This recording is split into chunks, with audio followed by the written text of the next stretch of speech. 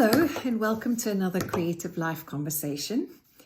After our recent session with Louise on manifestation and how to get what you want, I found myself thinking about how manifestation isn't always about calling something in. Sometimes it's actually about releasing what no longer fits you. Sometimes it's about finally beginning. With that in mind, I invited two extraordinary artists from within our own community whose stories illustrate this really beautifully. Rene Griffith recently shared a video with me titled Finding My True North. I'll put a link to it in the text below this video. It's a beautifully filmed video about her journey as an artist, and it serves as a reminder that it's never too late to choose yourself. And that the simple act of beginning, no matter what your age or where you are in life, can be a profound act of manifestation. Annie Tempest also joins us. You may have met Annie on one of the previous studio notes. Annie is a British artist with decades of international exhibitions in both sculpture and cartooning. Annie has just made a courageous decision to step away from the top London galleries that represent her. She's done this in order to reclaim her creative freedom and joy, but you'll hear more about that in the conversation. I think Annie's story speaks to the liberation that comes when we stop performing for others and we return to the truth of our own strong inner creative voice. For me, these stories meet in a very shared space.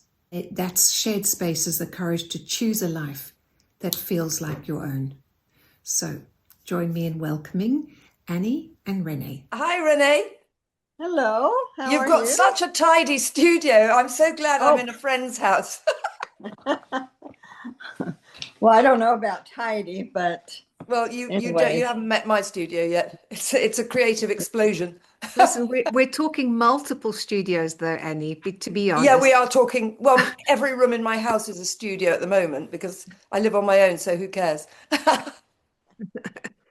The dogs don't care. No, the dogs don't care. Yeah. So, Rene, we've been trying to put this conversation together for quite some time after you sent me that video. So thank you for Yes. sending it to me. And Annie, thank you for stepping in because it actually just aligned so perfectly, especially with this month on manifesting. And then I read your comment how you have pulled away from one of your galleries that represent you. Well, it's All of them. Have you pulled away from all of them? All representation.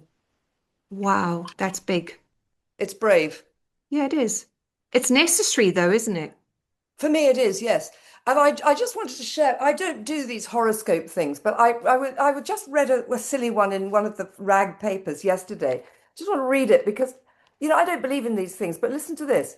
Your daily routines reflect what you value, and today you are ready to review and reconsider. An old work goal or lifestyle promise may no longer align with who you are. Mercury in Capricorn, whatever that means, helps you take stock, while Saturn brings emotional realism. Uranus, I don't know what all these things are, but adds insight into your self-imposed limitations. You do not need to stay loyal to a version of success that no longer makes you feel alive. Choose what supports well-being as well as ambition. Now, that is exactly where I am in my life at the moment. Yeah. I've decided to align to take time to look at where I am in life. I'm 66, I've just become a pensioner, and I've worked bloody hard all my life. I'm with the top galleries, I was, and I don't like them being commodity brokers. I want people to love my art, and I'd rather people have it for much less money than be charged 28 grand for a sculpture, which nobody's going to be able to afford, just because they've built me into a name. And it doesn't align with me anymore. So I've just said, I don't think they've ever had anybody pull out before, but I just said to Messams, I want out of my contract and I want you to, at your expense, send everything back to me. That must have been a very, very strong feeling in you that you knew that that is what you needed to do. It's been brewing for a long time. Mm. And I just felt the courage to do it. And with the help of ChatGPT, because I certainly didn't have the skills to write a nice letter that wasn't filled with emotion about how you don't Golly. care about the emotional content of my work. And so I got ChatGPT to write a letter, and I was so impressed with it. I thought, oh, well, I'll send it now then. And I did. I hope you tweaked it and put your personal touch I on did. it. I tweaked it a bit.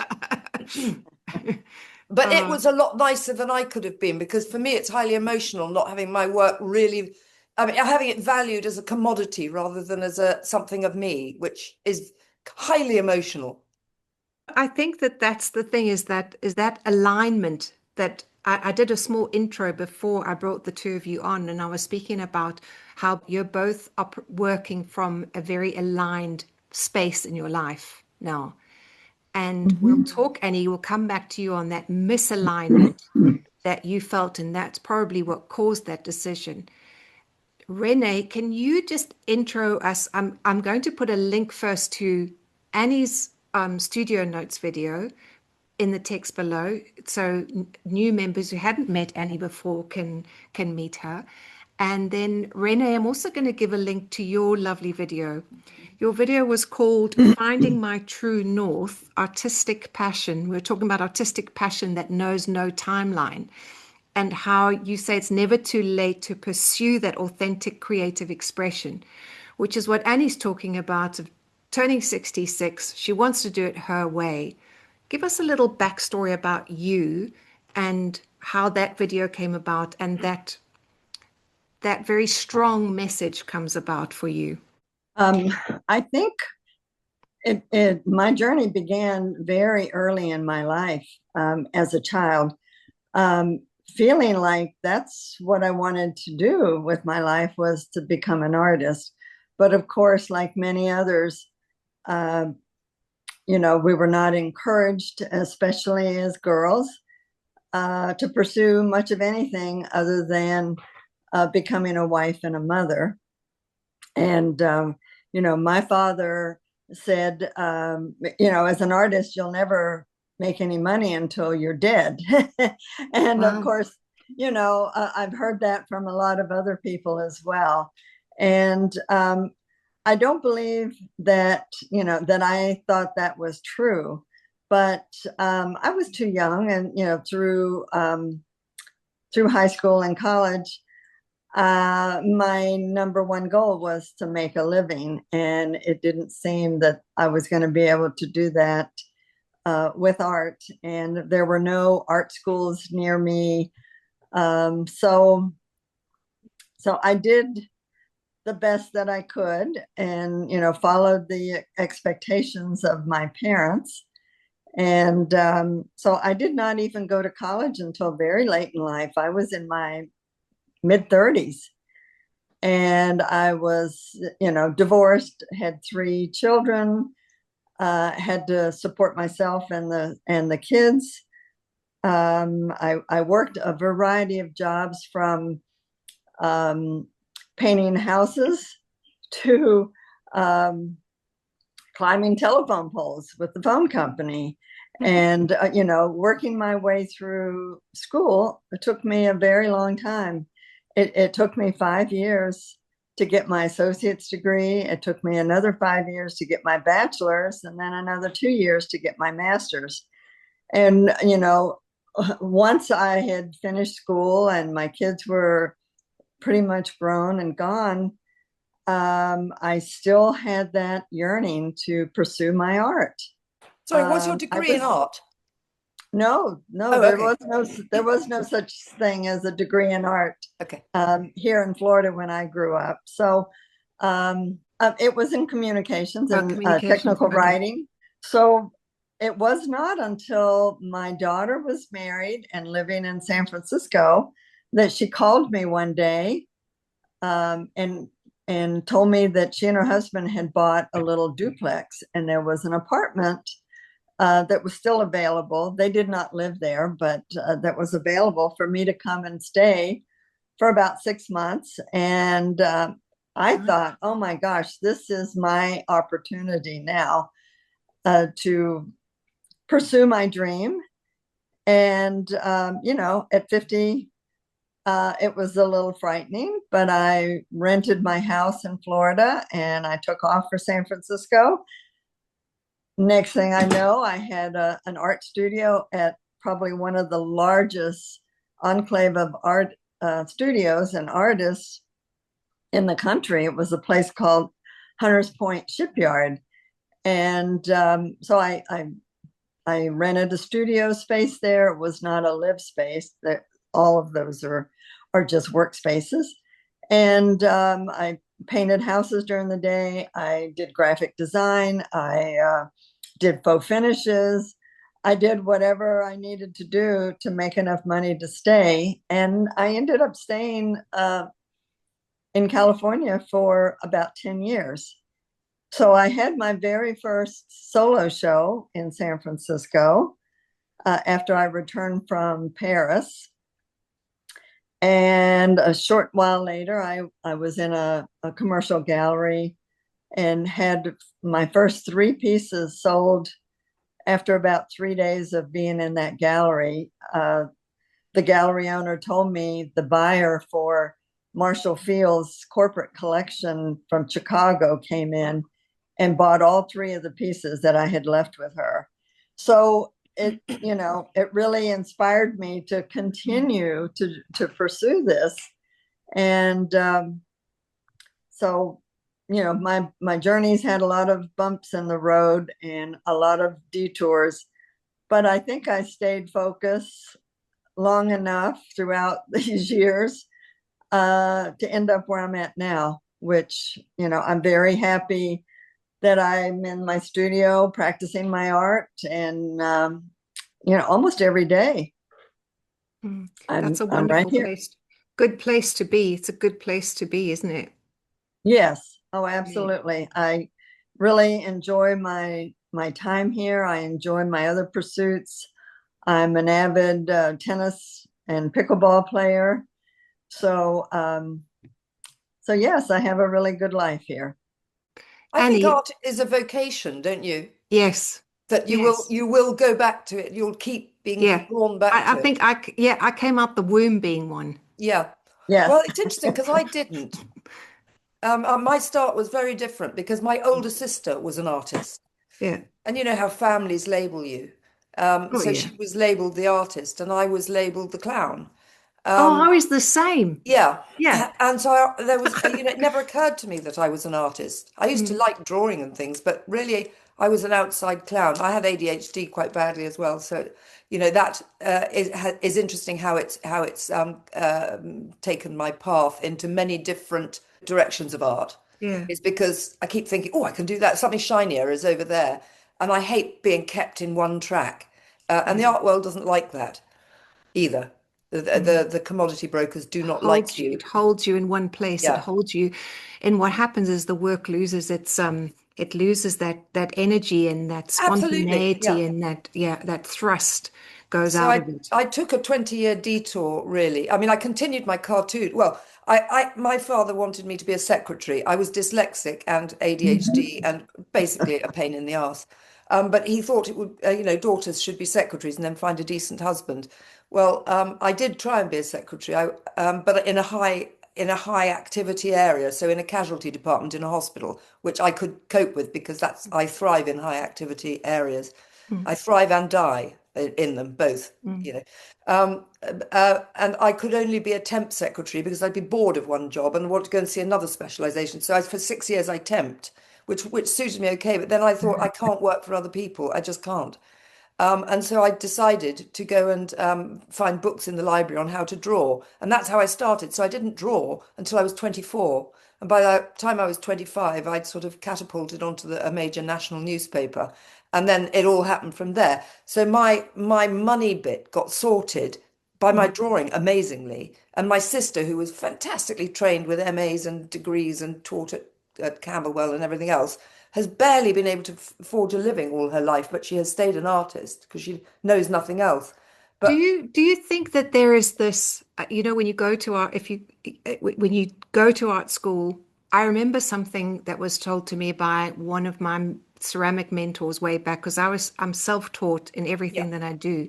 I love self-taught artists. And she said to me, because I was getting a bit freaked out of putting my ceramics into an exhibition, and she said to me, that's the best way is because your work carries carries a sense of depth and you-ness in it. And I never really realized that until now that I'm older and I'm seeing how there's an authenticity in work that I do, because it comes from somewhere where I'm sort of grappling around, fishing around, trying to find something, because I don't have any fixed teaching or And fixed nobody's way. told you to do it No that one's way. told, yeah, to do it Well, that way. had I been to art school, I wouldn't be where I am today. Yeah. Because when I first approached the newspapers, I had only done 3 drawings in my life, and I thought they Yeah. were rather good. But nobody Mm. told me they were bad, and I didn't understand perspective or anything else. But the line quality, I look at them now, the line quality is really lively. You know, I had something. I could just Yeah. get it out of me and into the thing. And the cartoons, they made people they people felt them. And of course, I didn't know what I was doing at the time. I now know that because my line was very lively, nothing ever quite joined up. So people were immediately engaged with them.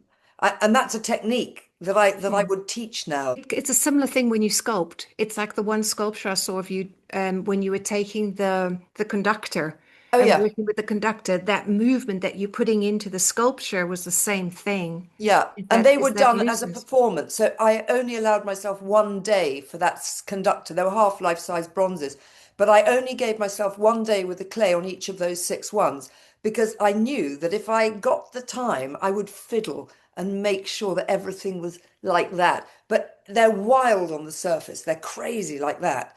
Mm. And in a way that gives them what they, I mean, I've never sold them, but I love them because they are very raw. Mm. Do you think there's a similar thing for you, Renee, when you work because of the way that you've come into art and the way that you make your art?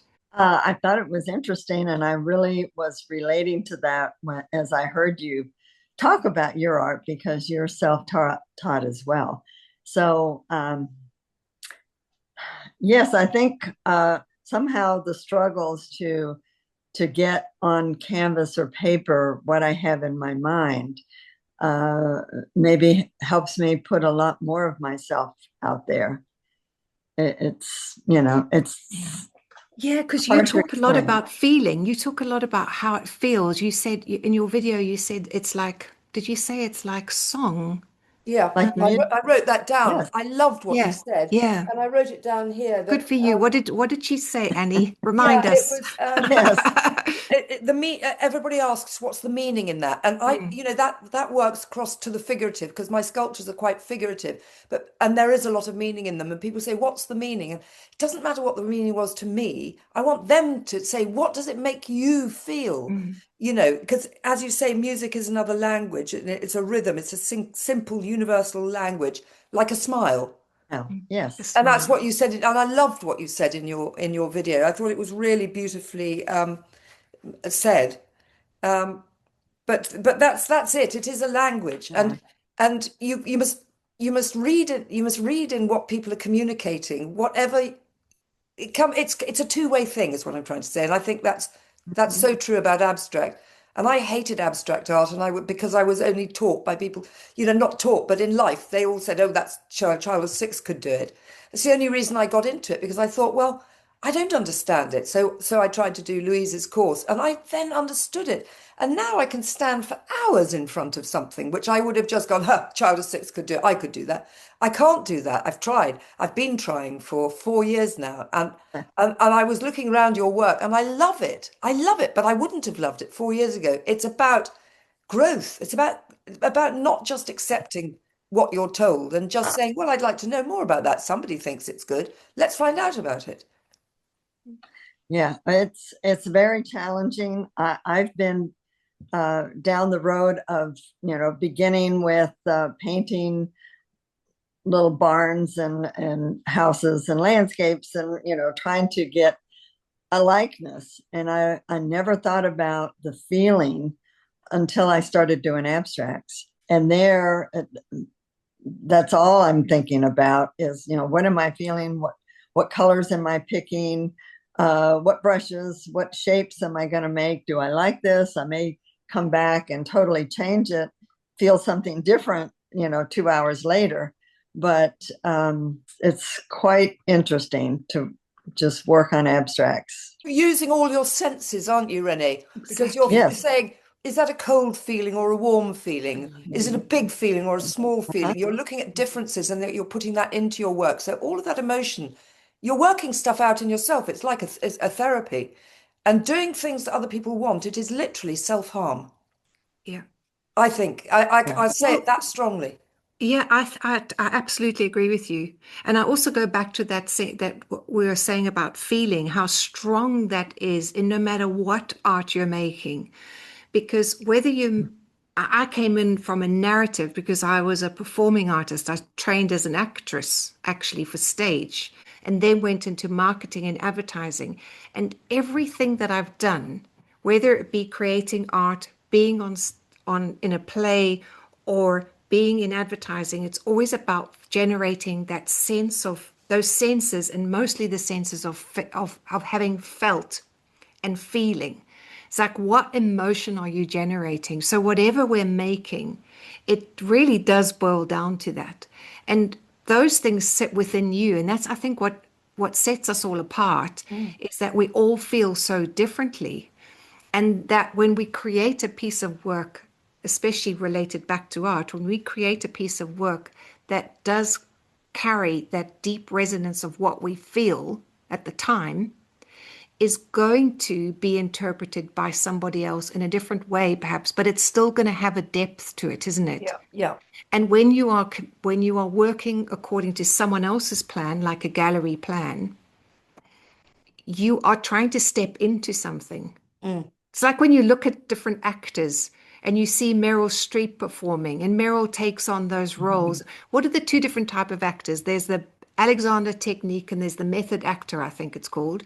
And the one, they're so believable in that role because they step into it and it becomes them. It almost comes from the inside out. And then you get those actors who kind of step into a role and they're the same no matter what they do every time. It's Hugh this Grant. Hugh Grant. Hugh Grant. Although I saw a movie about last month actually that he was in that he wasn't too much Hugh Granty. He was quite Oh. good. So he's learning. But that's what the commercial people want, the Yeah, commodity brokers. They find one thing that sells and want to hold you there in a holding pattern. And that's what you've got to be strong enough. And I think um, it takes wisdom and years basically to say, you know, and time also when you're having a family, so you haven't got time to question. It's not your time to sort of look about, is this really what I want? You've just got to earn as much as you can because you've got the school kids, you've got the school fees to pay and all of that. Life dictates a lot of all of that. And it's only, it's only now that I've got rid of all my agents that I can just say, okay, Annie, what is it you want to do? And I don't know, I'm going to play for a year. yeah, that's good. I'll keep earning my money. Obviously, I have to because but I haven't had that experience with the galleries that represent me.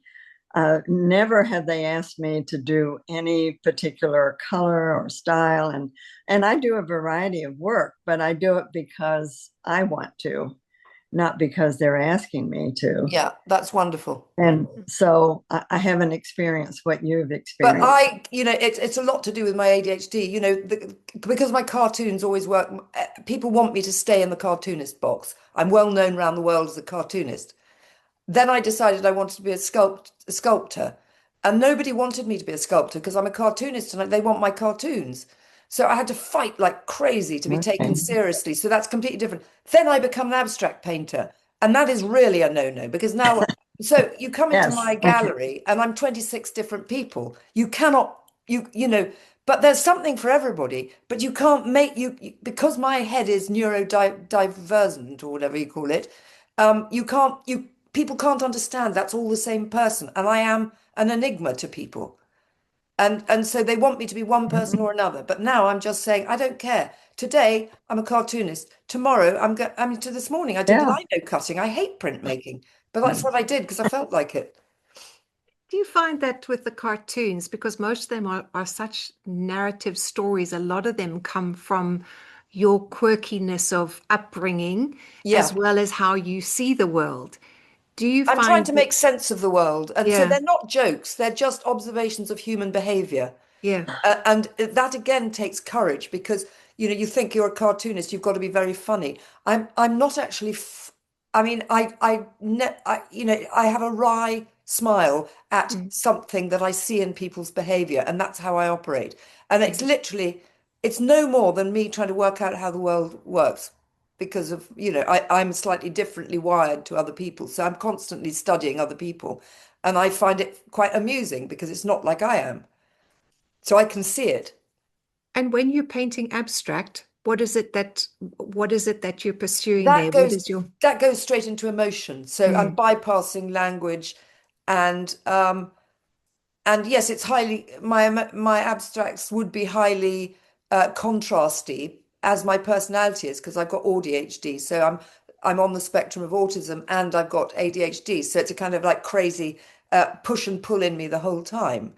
And so that would be represented in my paintings. I do some lovely, close harmony colors, and then suddenly something in me wants to put a great big contrast there because it's just got the mischief in it. And that goes on within my paintings, but I allow that because that's me and it's authentic. yeah. It's It's amazing how this thread of you, and I think that's the thing, it's that this thread of us is know thyself, right? yeah. Is to create really great art. I'm seeing more and more and more is that knowing thyself, like what is it about us that is us? And those threads that you talk about really do pull, look, a vast thing together: cartoon, sculpture, painting, Yeah. lino cut, Knitting, knitting, cooking. everything. I'm like that too. I grab it all together and pull it in with what it is that is me. I'm thinking of And going into, I'm thinking of making a box, it's one of these yeah, assemblage boxes, yeah, but an artwork, yeah, which will have bits of all the different things I do, yeah, that would look the sort of shambles that I know I am. that you are. Yeah. It would be a wonderful shambles Okay. box. How about you, Renee? Do you do your artwork? Is it expressed in any other medium, or was it just painting for now? I would have to say it's photography as well as painting. The first thing I found when I went to San Francisco was an artist doing some really unusual work with Polaroid camera and film. And I fell in love with that technique of being able to move the emulsion around on the film immediately after it was taken, to create like a painting. I mean, I have hundreds of these small 3-inch Polaroid pieces on SX70 film that when I blow them up, 4 feet by 4 feet, and people think they're paintings because they look like paintings because I've actually moved the emulsion around in the piece. And I used that camera for 10 years, traveling all over and photographing exclusively with that camera. And, with Polaroids, you only have a minute or so before they dry. And this particular camera, the SX70, was developed in 1972. So it was in the late 1990s when I discovered it and started, photographing with this thing. And it was always using these little tools, these tiny little sculpting tools to move the emulsion. And I wasn't even able to see what was happening until it started developing. And so I would be in front of a scene that I had just photographed, and I would be moving this emulsion around, and the marks are in the film itself, so you can see it in these tiny little God, how Polaroids. exciting. But then when you blow them up, I mean, it's just remarkable. The color, the marks that I've made, they're really quite interesting. After that, of course, digital came out, and I was shooting digitally, and I still do, especially when I travel. And so I like to incorporate a lot of my photographs within my mixed media pieces. And Nice. so they're just really fun to do. And I tell people that I paint memories. And, but by that, I mean, I'm making up a scene. I'm using my photography. I'm using paint and marks and collage. And I'm really creating a memory that a lot of times people can relate to. So they're fun to do. Is that photography, is it collaged into your work?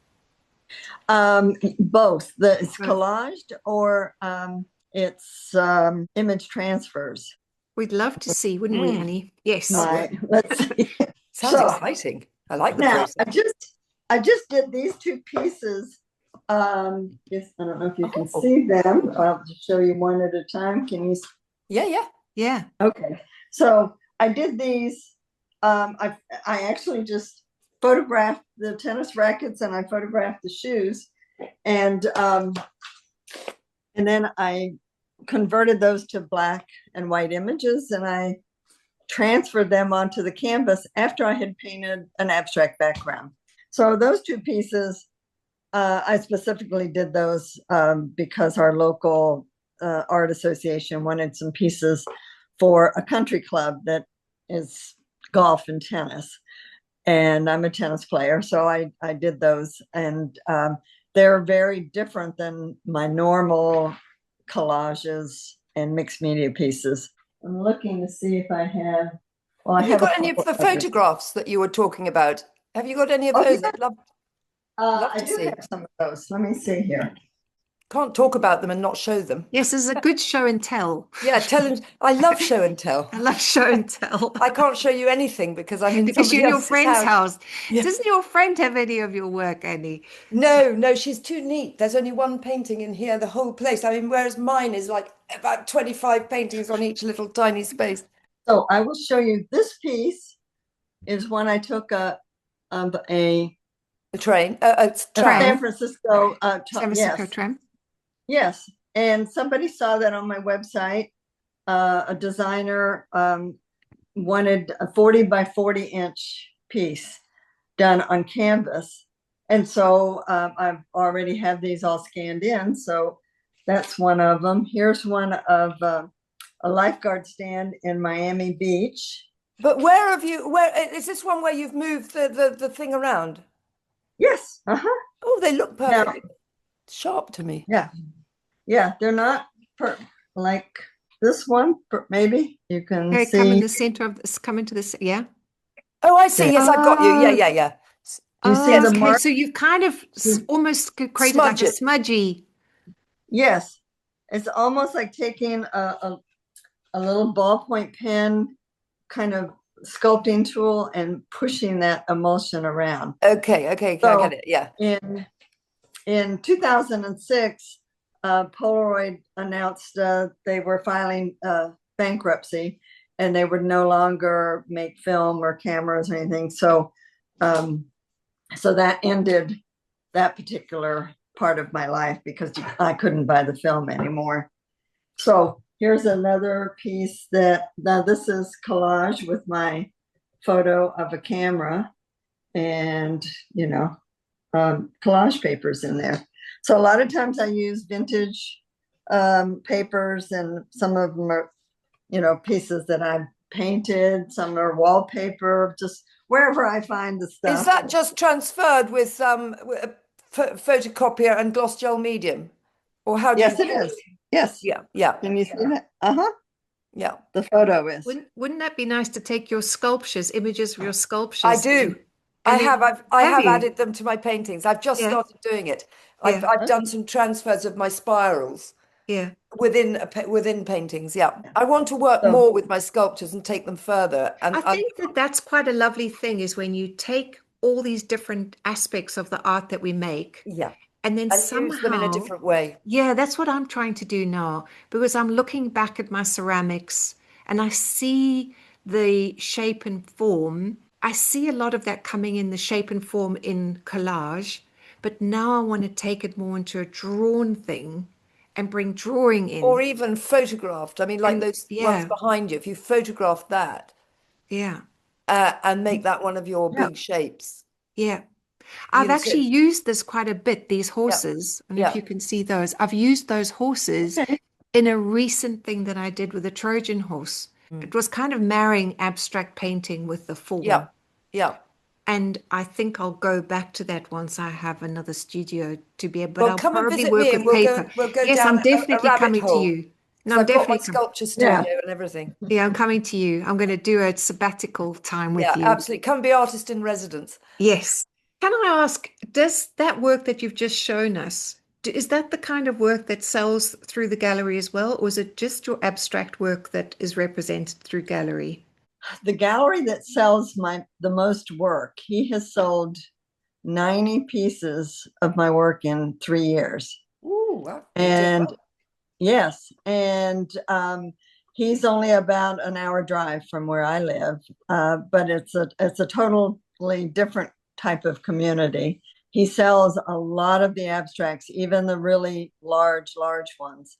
So I'm really happy about that. The gallery about 3 hours north of me, they cannot sell the abstracts.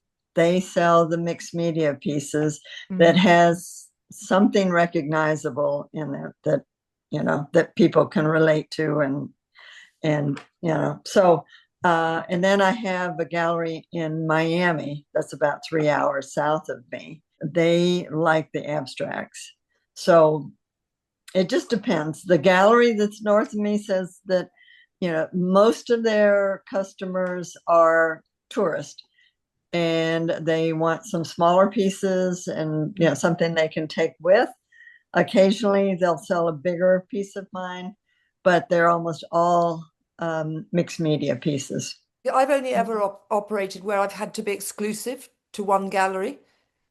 Mm-hmm. I've No, these are never been allowed to go to anybody else. okay. No, these are far enough away.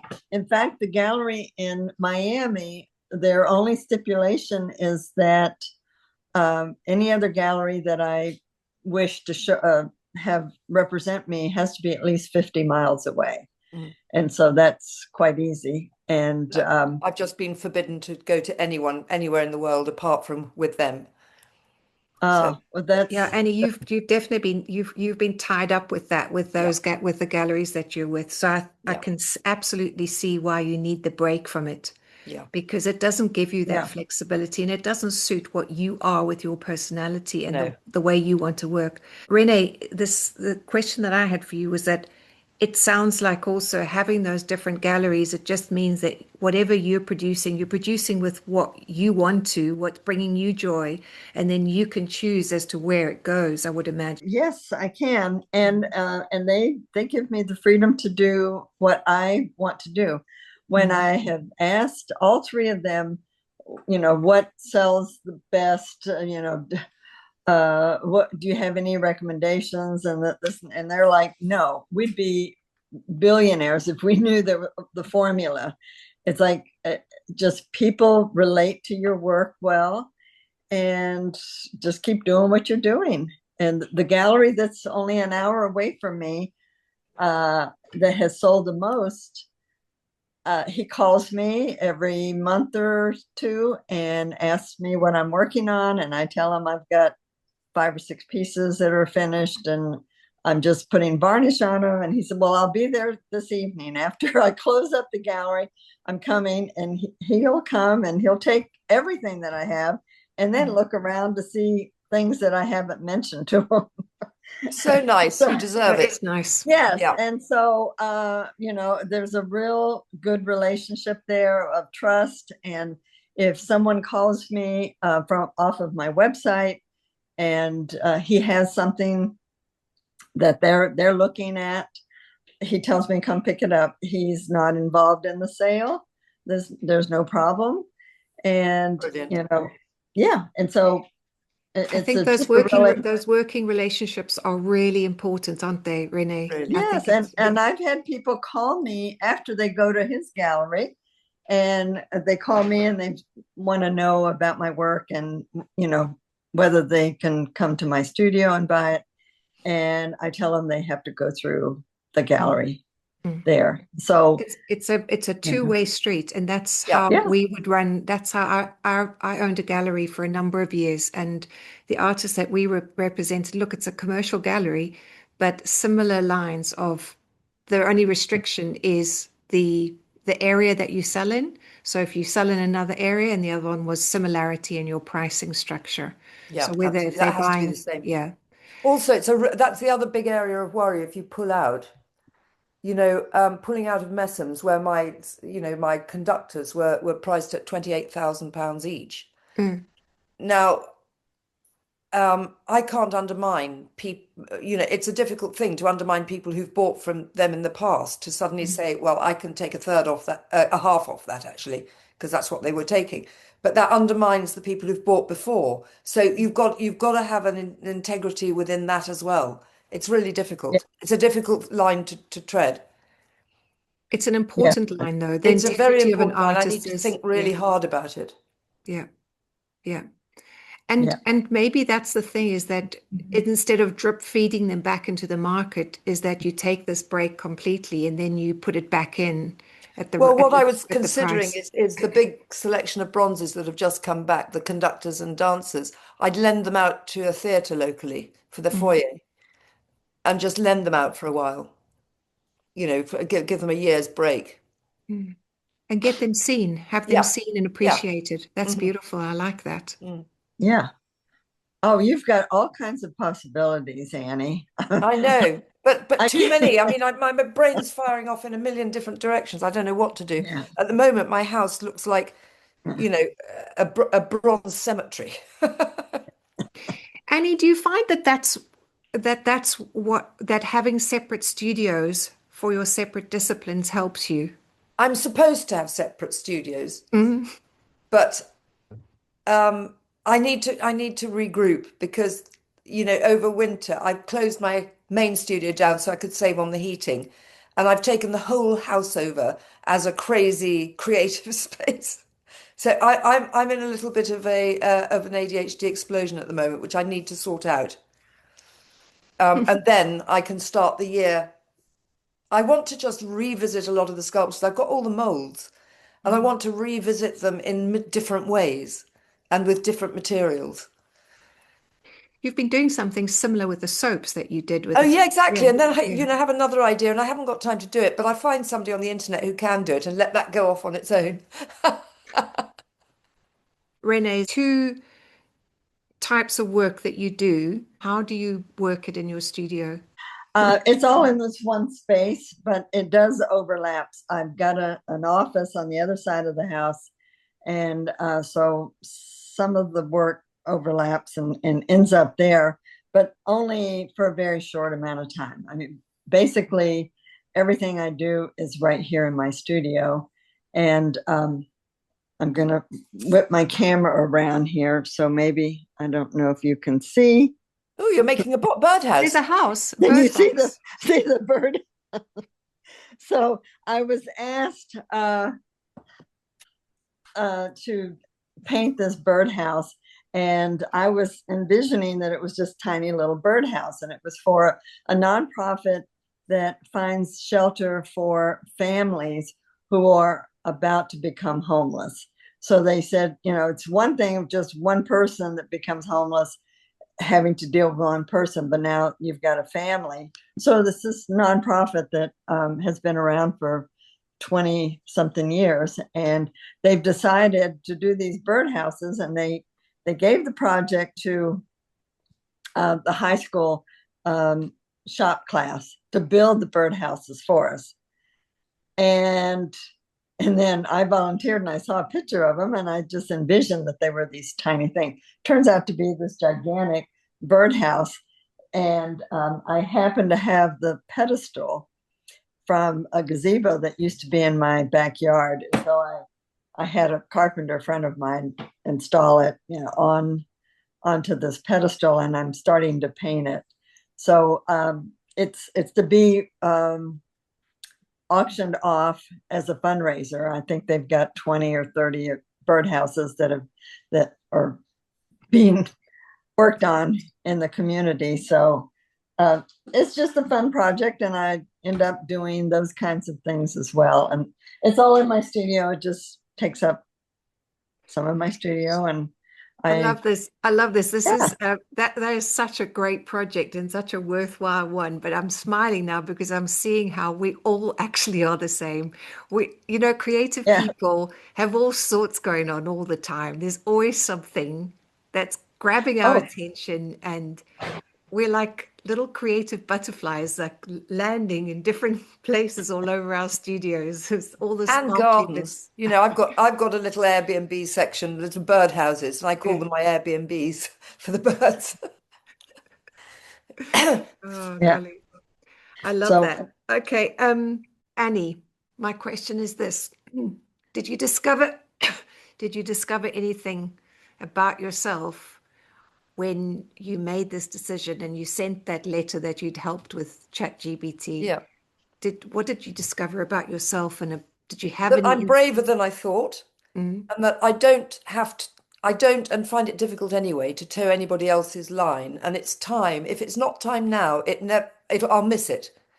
To be completely free and see where my creativity goes without anybody saying, yeah, but it's the wrong size, people won't buy it that size, or all these restrictions that come in.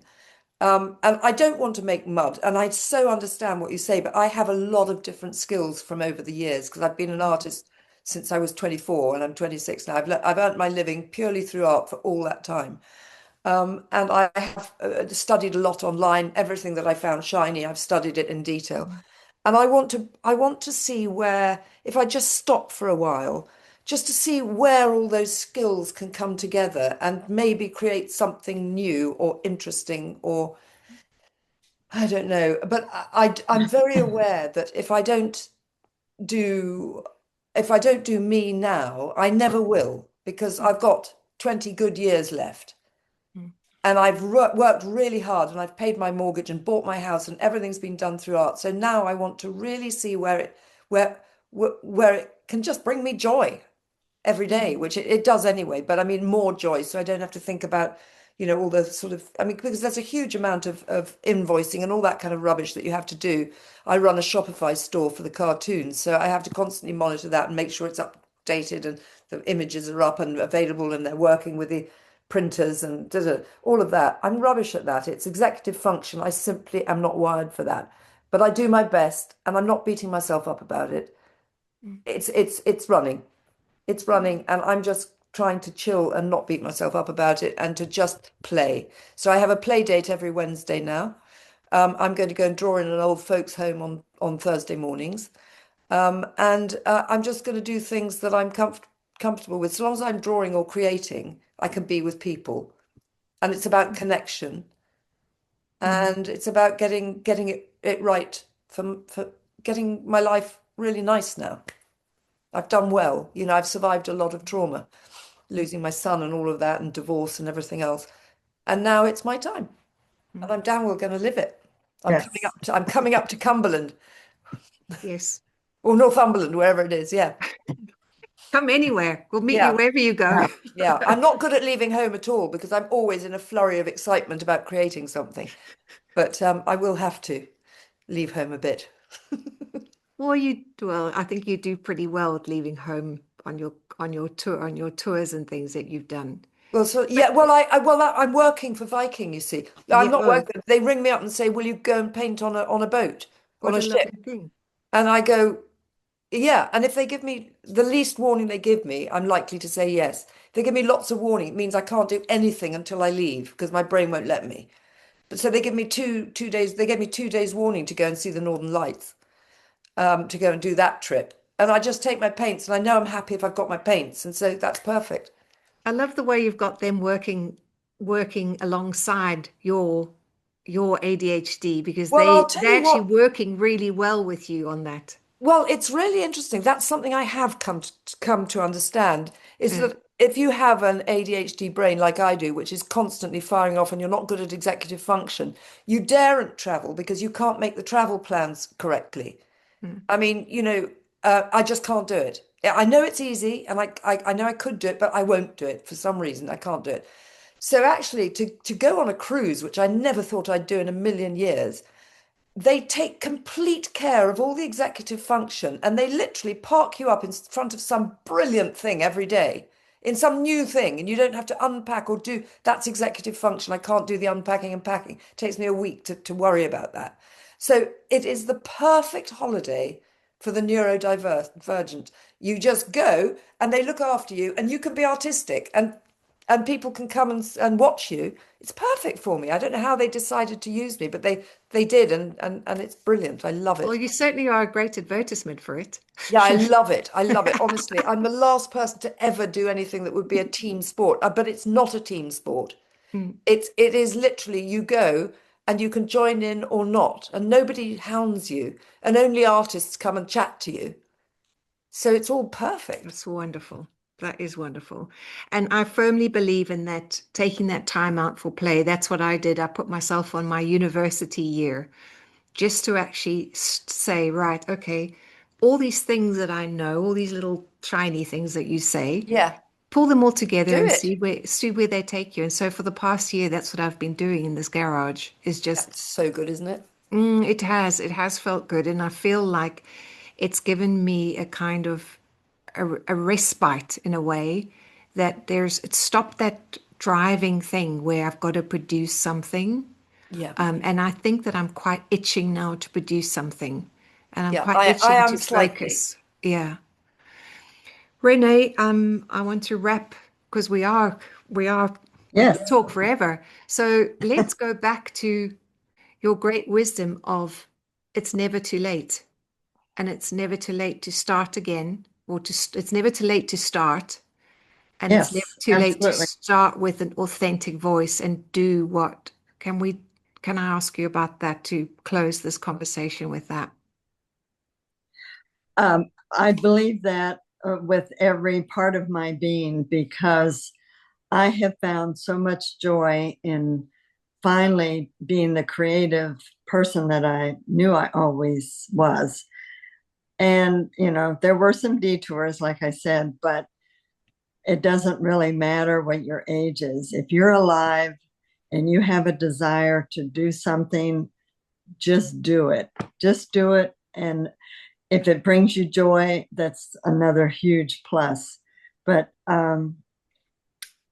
yeah, I started everything late in life, it seems like. So I'm always trying to play catch up, and I'm learning everything I possibly can. I'm experimenting with my artwork. I'm traveling. I'm doing everything that I've always wanted to do with my life, and I can do it now. So other people can do it now as well. Yeah, I love that. Yeah. Annie, we need some wisdom words of closing from you. Well, I think that art is a great leveler. I mean, I am as happy with a 6-year-old who has a free, I love to teach grandparents and their around 6-year-old grandchildren at the same time, where age disappears and we meet as creatives. And I think that just sort of says exactly what you're saying, Renee, is that it doesn't matter what age you are. It's a universal and not it is not anything to do with age. I've got a 13-year-old who comes to me, and I don't think she's 13. To me, she doesn't act like a teenager or anything. She's literally an artist working with me in the studio. She's doing her thing and I'm doing mine, and she's going, "Oh, have you tried this?" And I'm going, "No, let's have a go." And we're just like Yeah. we're completely on a level playing field, and that's what I think is so important about art, is you forget boundaries. You're boundaryless, and you just are in a joyful space full of That's a possibility. beautiful thing. It's so Yes. true. I think art is a leveler, and it Yeah. brings us all together. And I think that's what the most amazing thing for me about being in this community of Art Tribe is that we're all so similar, yet we all have so many different stories. We come from all parts of the world, and here we are all together. I just love that. I can't get enough of it. I can't get enough of talking to all of you. That to me is just Ah, the and I most love special thing. I love listening to you, Tracy. You're so calm and insightful when you're talking with other people. You bring so much to these, videos that I've been watching with others. Thank So you. I thank you. appreciate that. Thank you so Thank you. much for inviting me. And Annie, I can't wait to hear where you go next. Oh God, who knows? I wish I knew. Well, I'm sure that Well, I'll be driving my car down south in between everything else and catching Anytime. Annie before she goes on her next Viking tour. Yeah, I haven't had one for at least quite a lot of months. I need one soon. Now I know, I only have to give you 2 days notice. Yeah, no, that's better because otherwise I really get into an anxiety spiral and Yeah. I just freeze. I can't do anything else until it's happened. Yeah, I'm spontaneous like that, so Yeah. expect that. Yeah, good. Thank you so much, ladies. Yes. It was so lovely to finally Thank meet with you. you after all the emails back and forth. And I can't Yes. wait to get this up So into much. our tribe. Okay. All right. Thank you. Have a lovely rest of your day. Thank You you. too. Bye. Bye. Bye.